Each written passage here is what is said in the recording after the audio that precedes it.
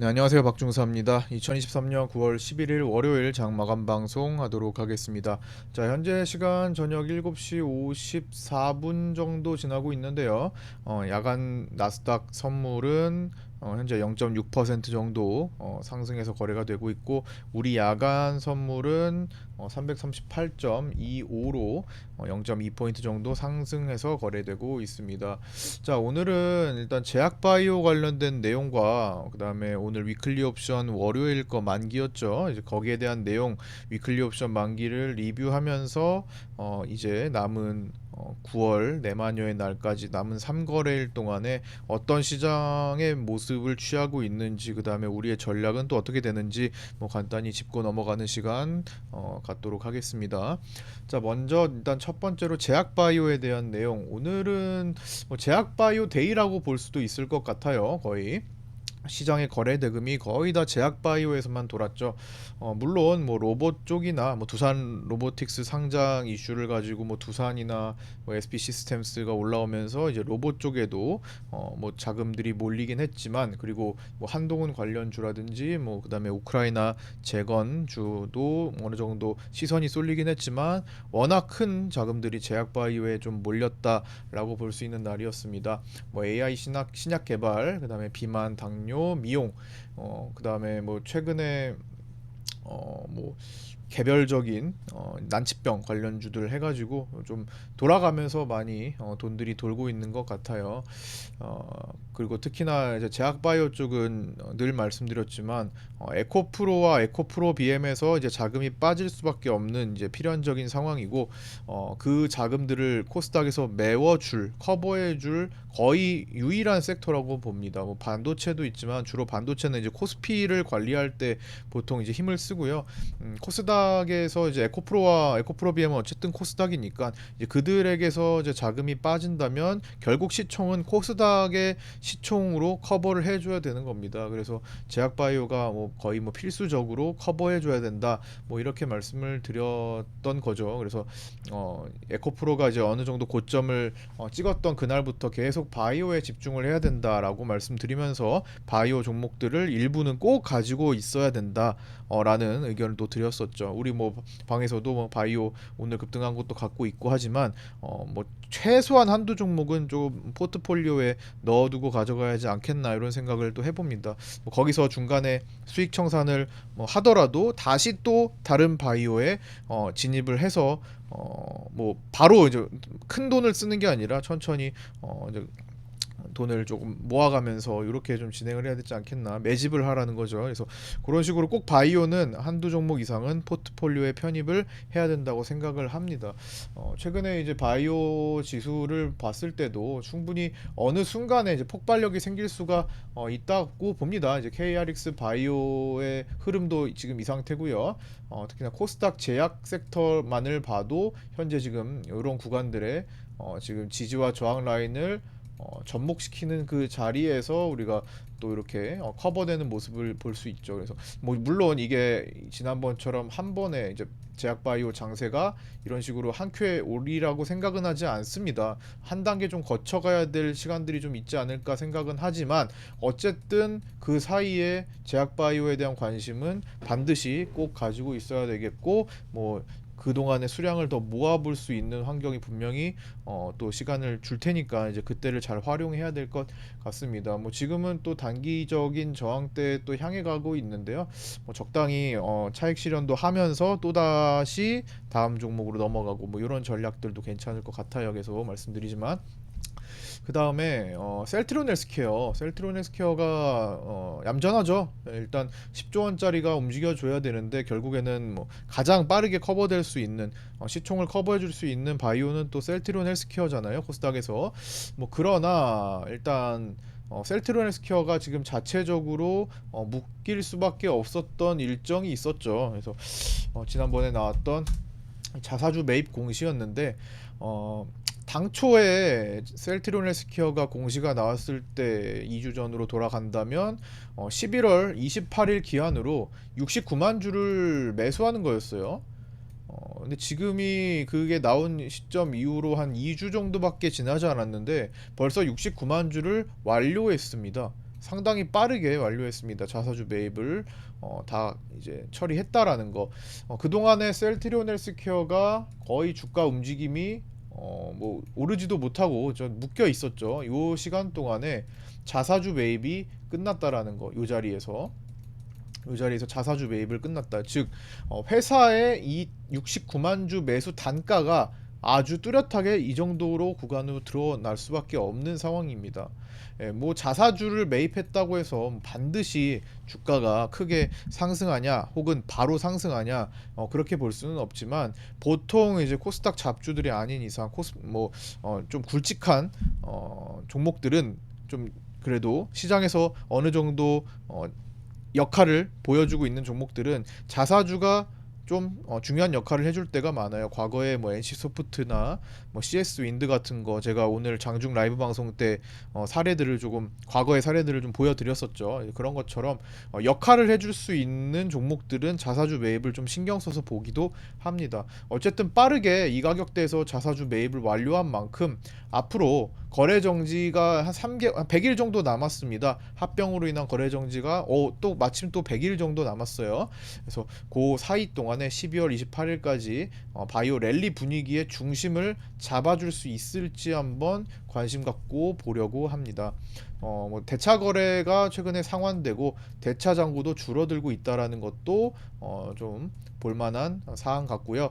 세계 최초 항체 바이오시밀러 램시마가 이제 올해 출시 10주년을 맞이했는데 아직도 유럽 쪽에서는 50% 이상의 점유율을 갖고 있고 영국에서는 특히 83%, 프랑스에서는 61% 등을 차지하고 있습니다. 인플릭시맙 부문 처방 부분에서 1위를 차지하고 있다라는 것도 귀감이 될 것 같고요. 그 다음에 이제 바이오 섹터가 움직일 수밖에 없었던 이유 중에 하나를 제가 지난번에 화장품이 급등할 때 한번 말씀을 드린 적이 있었습니다. 뭐 그 전후에서도 계속 저는 이제 바이오의 이제 바닥을 다지는 구간들을 좋게 생각하고 있었고 차후에 이제 중국 증시가 본격화될 때 중국 증시가 이제 3천 언더를 공략했다가 물갈이 돼서 다시 올라갈 때는 바이오 섹터가 동반이 되는 경우가 많다라고도 소개를 해드렸죠. 어쨌든 그 당시에 얼마 전에 이제 중국과의 관광 교류 회복으로 지난번 화장품이 급등했었는데 이제 그때 화장품이 급등할 때부터 말씀을 드렸죠. 이번에는 화장품이 약간 뭐 예전처럼 그렇게 명성을 회복하기가 사실은 쉽지 않을 거다. 뭐 기대감이 어느 정도는 붙을 수 있겠는데 뭐 폭발력은 예전 같지 않을 거다. 혹은 시총을 유지할 만한 힘이 과연 옛날같이 돌아올 수 있을까에 대한 의문. 중국의 애국주의 때문이라고 말씀을 드렸죠. 화장품은 코로나 3년간 강해진 중국의 애국주의가 강해졌다라는 거예요. 그 애국주의로 인해서 과거의 매출을 회복할지에 대한 의문이 생겼다. 이제 옛날에는 중국인들이 우리나라 화장품을 무조건적으로 좋다라고 생각하면서 많이 사들였다면 코로나가 지난 이 3년간의 많은 변화가 있었다라는 겁니다. 결코 이미 화장품에 관해서도 그 화장품의 어떤 성능이라고 할까요? 뭐 성능에 관해서도 이제 거의 뭐 차이가 거의 없을 정도로 견줄 수 있을 정도로 올라오기도 했고 실제로도 그런 거를 중국인들이 느껴가면서 자국에 있는 그 화장품을 사용하기 시작했다라는 겁니다. 그래서 옛날처럼 명동에서도 막 이렇게 뭐 화장품 다 쓸어가고 뭐 그런 것들이 옛날처럼 나오지는 않는다라는 거. 물론 영향을 받을 수 있겠지만 우리가 기대하는 바에는 못 미칠 수 있다라는 걸 반드시 꼭 생각을 해줘야 될 것 같고요.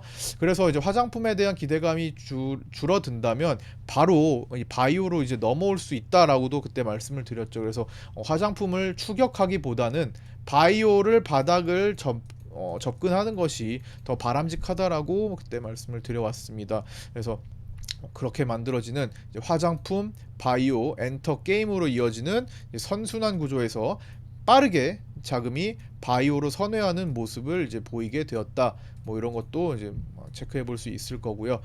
이것도 말씀드렸던 내용. 이런 식으로 일단은 바이오에 대해서 조금 관심을 많이 갖고 있습니다. 물론 바이오도 지금 이제 내마녀의 날 지나고 본격적으로 만약에 12월 물의 외국인들의 매도 힘이 본격적으로 강해진다면 뭐 이런 섹터들도 당연히 조정을 받고 약해질 수 있겠지만 결국에는 그 이후에도 충분히 활용할 수 있는 시간으로 보내야겠다 뭐 이런 겁니다.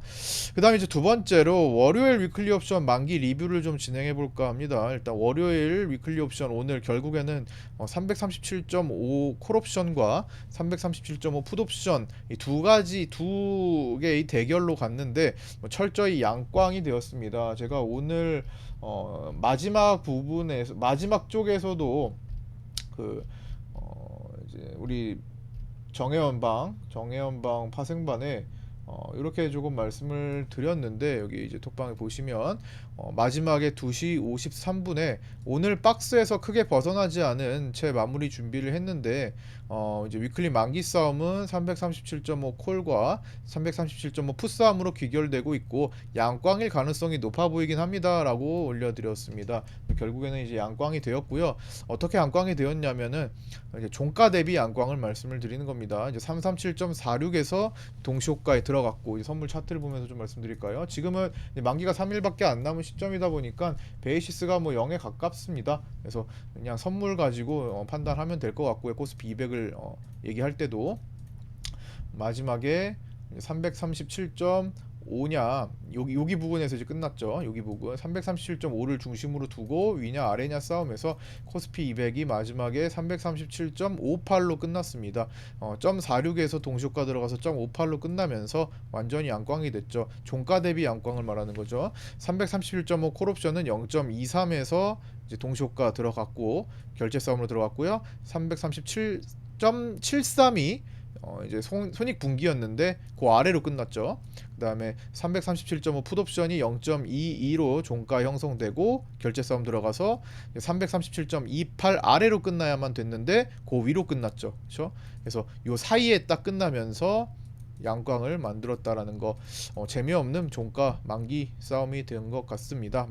그래서 위클리 옵션 만기 자리 싸움이 본격화된 오후장 이전에 이제 오전장이죠. 오늘 오전과 오후를 반으로 뚝 잘라서 이제 나눠 볼 수가 있는데 오전에 이렇게 쫙 잘라가지고 그래서 오전장은 철저히 박스였습니다. 그렇죠? 시장은 계속 박스권에 머무는 장세였는데 이제 12시 지나서부터 외국인들의 수급 변동이 생겼습니다. 여기 보시면 외국인들이 갈색선 보이시죠? 12시를 지나면서부터 외국인들이 횡보하다가 팔다가 사면서 이렇게 끝났던 거고요. 그래서 이제 오후장 들어서 위클리 만기 싸움이 됐다. 그 전까지는 철저히 박스였다라는 거. 그래서 아침에는 오전부터 제가 계속 오늘 정혜원방 파생반에는 이제 박스 관점에 대한 이야기를 계속 드렸습니다. 그래서 오늘도 뭐 박스 관점을 활용하신 분들의 어떤 성적이 이렇게 올라왔고요. 수익 인증 내역이 이렇게 올라와 있고. 박스로 보신 분들 박스 관점을 듣고 그걸 활용하신 분들이죠. 그래서 여기도 보시면 10시 53분에 아침 박스 매매 오늘도 화이팅 이렇게 올려주셨고요. 예, 박스 관점을 또 잘 활용하신 분들의 수익들입니다. 보시면 여기도 오전 박스 매매 결과입니다. 이렇게 해서 또 올려주셨죠. 오후 1시 37분에 그래서 여기도 141만 원의 수익을 내셨고요. 뭐 등등 박스 관점으로 올려주신 분들의 이제 성적.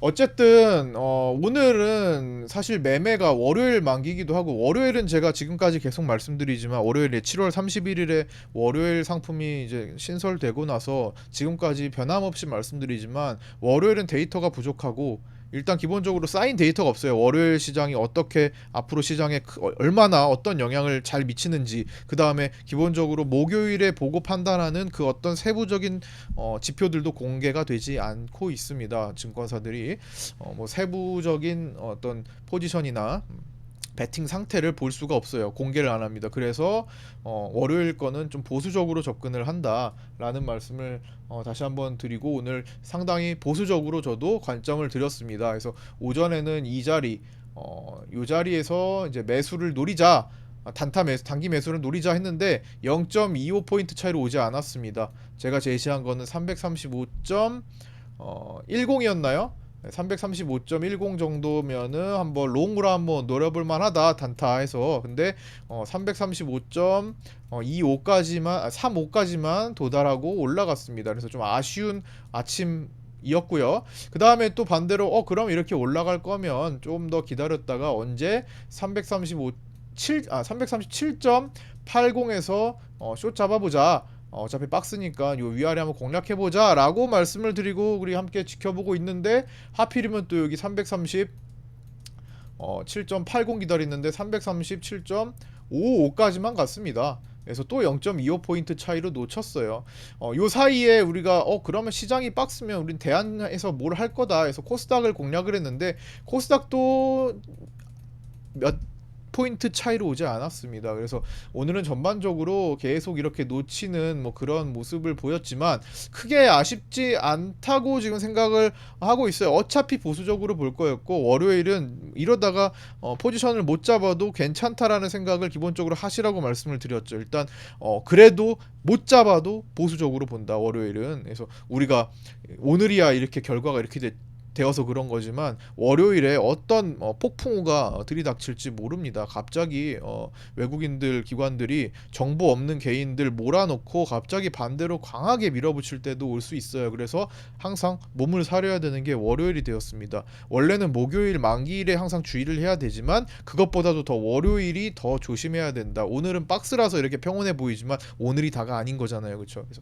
꼭 반드시 그런 식으로 좀 생각을 해봐야 되겠고요.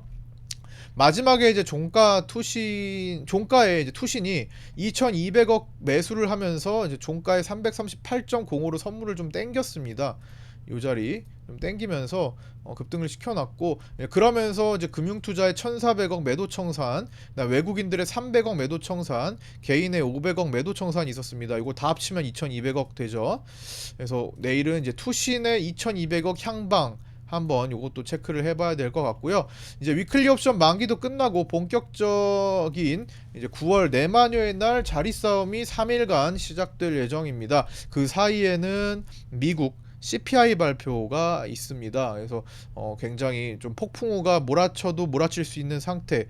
하지만 또 그런 것들이 큰 특이사항이 없으면 굉장히 생각보다 루즈하게 흘러가면서 12월 물로 다 롤오버를 할 가능성도 충분히 높다라는 거. 일단은 긴장을 하고는 있어야겠죠. 제가 늘 말씀드리지만 현재는 폭탄이 있는 상태다. 그래서 이 폭탄이 제거되든 불발이 되든 터지든 이 심지에 불 붙어 있는 이 상태에서 우리가 뭐를 적극적으로 하기는 어렵다라고 말씀을 드렸었죠. 그렇죠? 그래서 이게 완료가 될 때까지, 정리가 될 때까지는 항상 같은 입장을 고수해야 되고요. 외국인들은 9월물에 4조 원 가까운 이 매도를 쥐고 있는 상태지만 한편으로는 삼성전자의 대량 매수를 통해서 반대급부를 또 만들어 놨다라는 거. 삼성전자 물론 이 뒤쪽으로는 이제 삼성전자 주식 선물 매도를 갖고 있지만 어쨌든 현물의 힘이 더 지금 수량이 굉장히 많이 모였기 때문에 얘를 무시할 수 없는 중심 지표가 되어 버렸습니다. 그래서 외국인들은 이제 매도에 힘을 줄 때는 이 선물을 익절을 하고자 할 거고, 매수에 힘을 줄 때는 삼성전자를 가지고 요거를 커버하려고 할 겁니다. 그래서 요 사이에 생기는 간극들, 요 자금들이 어떻게 변화하는지 향방을 추적을 꼭 해봐야 한다라는 겁니다. 그래서 보시면 이제 외국인들은 콜옵션과 풋옵션에서 모두 외가격 매수를 공략하고 해지를 하고 있어요. 이거는 이제 9월물에 대한 해지죠. 그래서 그러면서도 이제 상당히 방어적인 분위기를 구축하고 있습니다. 이제 둘 간에 이제 아까 전에 이제 9월물과 삼성전자 간에 이렇게 조절 사이에서 옵션으로 약간 방어적인 분위기를 구축한다라는 거. 그러면서도 9월물이 워낙 누적량이 크기 때문에 옵션으로는 상방 엣지를 같이 걸어둔 상태라고 보시면 됩니다. 그래서 현재 외국인들의 옵션 구조는 340과 332, 여기 342와 332를 특별하게 원하지 않으면서도 요 사이에 갇힌 그런 모습을 추구하면서도 혹시 모를 9월물에 대한 손실 대비를 옵션으로서 구축을 해놨기 때문에 굳이 간다면 옵션으로는 이제 윗방향에다가 외가격 콜 매수로 바짝 올려서 설정을 해놨다라는 겁니다. 그래서 해지력을 키웠다라는 거.